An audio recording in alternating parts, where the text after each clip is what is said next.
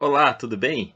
Nós vamos hoje falar de um assunto que é muito pertinente ao nosso tempo, né? Que é a questão de pandemia, né?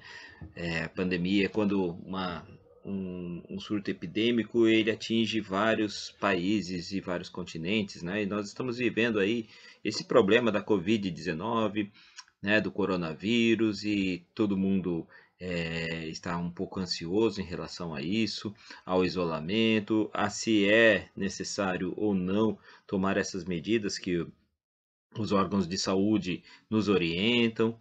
Eh, Será que essa é a primeira vez que nós passamos por uma pandemia?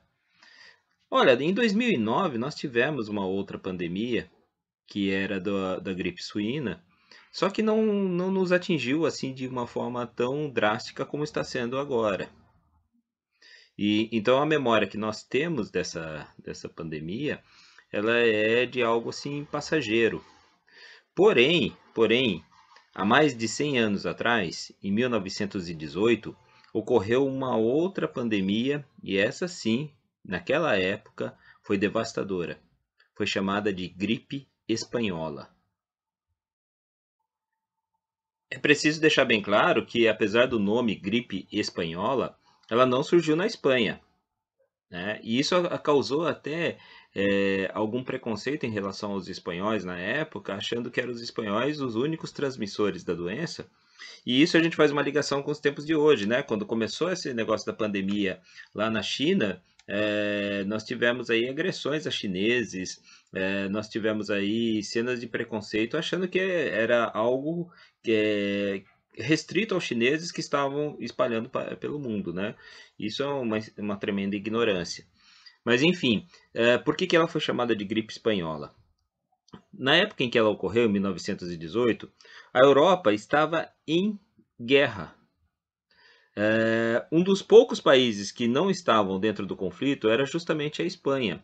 Então havia uma facilidade maior para os jornalistas de obter informações na Espanha do que em qualquer lugar. Então foi divulgado muito mais a epidemia na Espanha do que em qualquer outro país da Europa.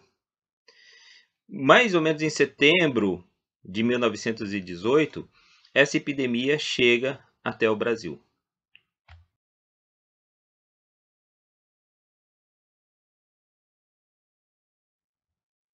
E o que a gripe espanhola tem a ver com Porto Feliz, né? Uma cidade que está longe da Espanha, né? Está até relativamente longe dos portos de onde vinham os primeiros contaminados, né? Do Porto de Santos, por exemplo.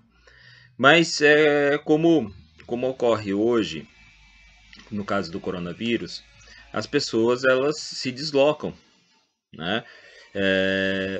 Houve um caso, por exemplo, de morte de um porto-felicense que ele era de Santos, né? Desculpa, ele morava em Santos. Ele era porto-felicense de nascença, mas morava em Santos e ele tinha familiares, inclusive. E os primeiros casos que ocorrem na cidade são de pessoas vindas, de fato, ou da capital paulista ou de Santos. No dia 23 de outubro, um mês depois dos primeiros contágios aqui no Brasil, né, das primeiras aparições de pessoas contagiadas com a gripe espanhola, o que ocorreu?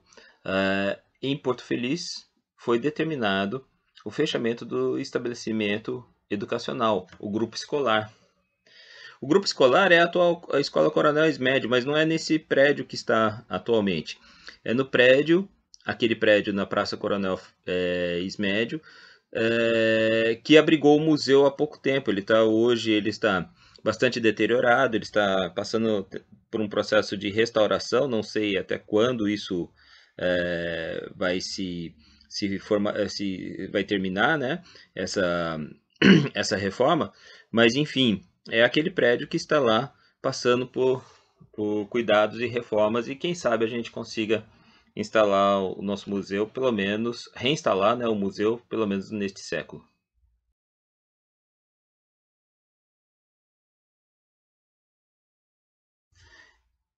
É muito importante frisar que o fechamento das escolas foi uma atitude preventiva. Ainda não havia nenhum caso confirmado na cidade. Porém, 2 dias depois, já começam a aparecer os primeiros casos. Então, a gente percebe que essa medida foi muito importante para evitar um contágio maior, porque alunos matriculados naquela época, nessa escola, somente nesse estabelecimento, que não era o único da cidade, eh, eram 300 crianças, né, 300 estudantes ali. Você tem também o externato, que era sob a direção do professor Roque Plínio de Carvalho. O externato também vai ficar fechado. Alguns dias depois, ele resolve também fechar para evitar esse contágio maior.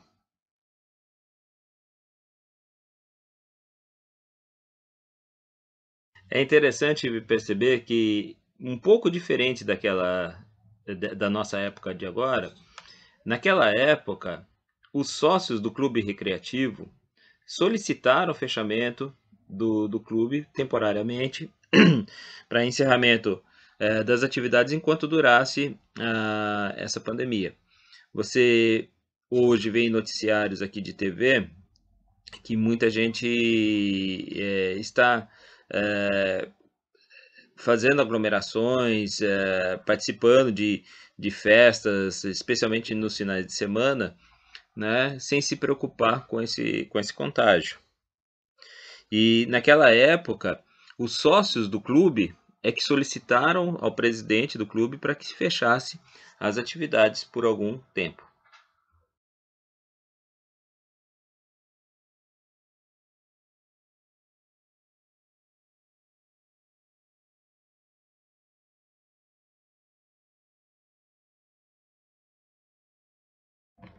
Em outubro mesmo, a diretoria de serviço sanitário, não de Porto Feliz, isso do estado, né, já lançava os conselhos ao povo, tentando evitar maior contágio com a doença, né? Quais eram esses conselhos? Basicamente os mesmos que estão de hoje, né? Eles falavam para evitar aglomerações, principalmente à noite, não fazer visitas, tomar cuidados higiênicos com nariz e garganta, né? Aí é interessante porque eles dão até alguma receita aqui, né, de inalação de vaselina mentolada, gargarejo com água e sal, né, com água iodada, com ácido cítrico, tanino, infusões e também com folhas de goiabeira e outros elementos que pudessem fazer a higienização da garganta, né? Esses dias eu vi um vídeo em que se falava exatamente disso, né? Dessa necessidade dentre as higienes, não somente lavar as mãos, mas também proteger bastante a garganta, né? Que é onde supostamente se aloja o vírus primeiramente. Tomar como preventivo internamente qualquer sal de quinino nas doses de 25 a 50 centigramas por dia. Era uma das recomendações também dadas para ou evitar ou para você se fortalecer durante o processo da doença, né? Evitar fadiga, excesso físico, né? E nos primeiros sintomas, o, o doente já deveria ir para a cama, pois o repouso auxiliava na cura. Evitar as causas de resfriamento, né? E também as pessoas idosas deviam aplicar com mais rigor ainda esses cuidados. Por quê? Porque já se tinha essa noção de que as pessoas com mais idade estariam mais propensas a se contagiar com essa doença ou até a sofrerem mais por conta de debilidade física.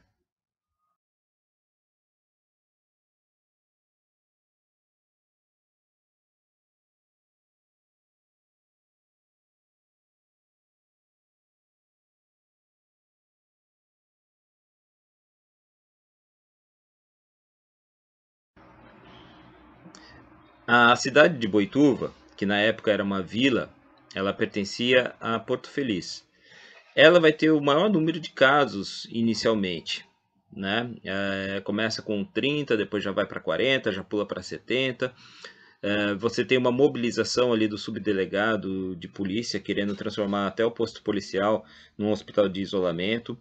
Na cidade, em Porto Feliz, os casos são menores, mas mesmo assim, os cuidados com a prevenção são grandes. Basta lembrar que a escola Coronel Esmédio, que na época era grupo escolar, o prédio dela foi requisitado e transformado num hospital de isolamento. Não existia outro hospital? Existia a Santa Casa. Desde 1908, 1909 já existia a Santa Casa. Mas por que então fazer um hospital de isolamento? Justamente para evitar o contato dos gripados, né, daqueles atingidos com a gripe espanhola, com os outros doentes, os doentes comuns. Né? Então, você tem aí uma medida muito importante de prevenção. Esse isolamento, esse hospital de isolamento, permitiu, naquele momento, né, que a doença não se espalhasse mais ainda. Agora, uma situação trágica, né, que aconteceu foi o seguinte: no final de 1918, ou seja, a cidade começou a ter os primeiros casos em outubro, né, passou novembro, dezembro, em dezembro ela começa a relaxar. A vida parece que está voltando ao normal, parece que tudo está sob controle e as pessoas começam a relaxar. Até o cinema, o Cine Ideal, que havia ficado fechado, volta a reabrir, a escola volta a reabrir. Só que aí surgem novos casos, né? Esse relaxamento do rigor dessas medidas de proteção acabaram fazendo com que a doença ganhasse mais força. E aí o prédio vai ser requisitado novamente, já isso em 1919, né? Então você veja só, por não levar a sério as medidas de prevenção, além de 1918, ainda nós vamos ficar até meados de 1919 com essa gripe. Ela só vai, de fato, deixar Porto Feliz lá em julho de 1919. A escola volta a ser o hospital de isolamento, ela é requisitada novamente como hospital de isolamento, e o fim trágico disso é uma estatística de 100 a 120 mortes na cidade por gripe, daqueles que foram de fato constatados a causa morte. Pode ser que tenha morrido mais pessoas e que não se tenha identificado que seja por conta da gripe. O que isso nos traz como reflexão, né? Nós já passamos por isso em algum momento, nós conseguimos superar, mas as medidas de isolamento e as medidas sanitárias, elas são importantes seguir. É isso que vai fazer a diferença entre o sucesso ou o insucesso da nossa passagem por essa pandemia. Tá? Eu fico aqui com vocês, tá bom? Espero que tenha dado alguma luz aí sobre esse fato histórico, né? E lembre-se, né? Se sair, use máscara. Eu estou em casa, não preciso, por isso que estou isolado, mas quando eu saio na rua, eu boto minha máscara, né? Se protejam, lavem bem as mãos, tá?